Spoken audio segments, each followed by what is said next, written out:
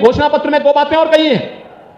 विरासत टैक्स के साथ साथ उन्होंने एक बात और कही है, उन्होंने कहा है अल्पसंख्यकों को उनकी पसंद की खाने की स्वतंत्रता देंगे, यानी वह गौकसी कराने का खुली छूट देंगे। क्या आप गौकसी को छूट देंगे क्या?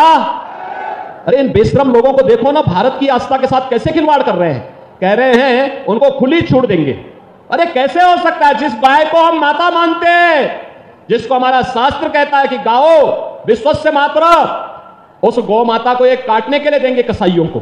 क्या हिंदुस्तान इसको स्वीकार कर पाएगा क्या? मुख्यमंत्री योगी आदित्यनाथ भी झूठ बोल रहे हैं इलेक्शन जीतने के लिए, क्योंकि नरेंद्र मोदी भी इलेक्शन जीतने के लिए जिस तरह से वो झूठ बोलते हैं उसी के नक्शे कदम पर चलते हुए योगी आदित्यनाथ भी झूठ बोल रहे हैं। बीजेपी इलेक्शन जीतने के लिए कितना भी झूठ बोल सकती है, उसे शर्म नहीं आएगी, क्योंकि वो झूठ पे ही अपनी सरकार बनाती है और धर्म के नाम पे ही सरकार बनाती है। जबकि सच बात यह है कि गोमांस का धंधा बीजेपी वाले खुद ही कर रहे हैं। अगर वो नहीं करते तो आप जरा सोचिए, जो बीफ का निर्यात करता है कंपनी, उससे वो 250 करोड़ रुपए का चंदा क्यों लिए? इतना चंदा लेते हैं और इलेक्शन में जीतने के लिए ये चंदा यूज करते हैं बीजेपी सरकार। और जब इलेक्शन आती है तो आप यूज करते हैं कि हम गौ माता को सुरक्षा करेंगे। किससे सुरक्षा करेंगे? मुसलमानों से। मुसलमानों के खिलाफ आप भड़काते हैं हर हिंदू भाई को, और उसे आँख से इतना ओझल कर देते हैं, उसे अंधभक्त का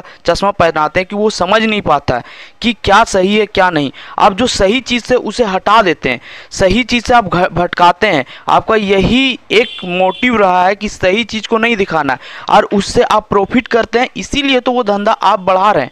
उस चीज़ को आप बैन कीजिए पूरी तरह से, तभी ना आपको हम सच्चे लीडर के रूप में हम मानेंगे देश में। लेकिन नहीं, ये चीज़ आप नहीं कीजिए, क्योंकि आपको इससे होता है और आप उसी चीज़ का यूज करके इलेक्शन में जीतते हैं। इसीलिए तो Bharat second largest beef exporter in the world है। आप सोचिए कि आपको कैसा चश्मा पहना रहे हैं ये, आपको सही चीज़ से भटका रहे हैं। आप सही डिसीजन लीजिए और इलेक्शन में सपोर्ट कीजिए अच्छी पार्टी को, जो आपके साथ खड़ा रहे, ना कि आपको झूठ बोले और झूठ की राजनीति में फंसा के रखे और आपको सही चीज़ से दूर रखे। जरा सोच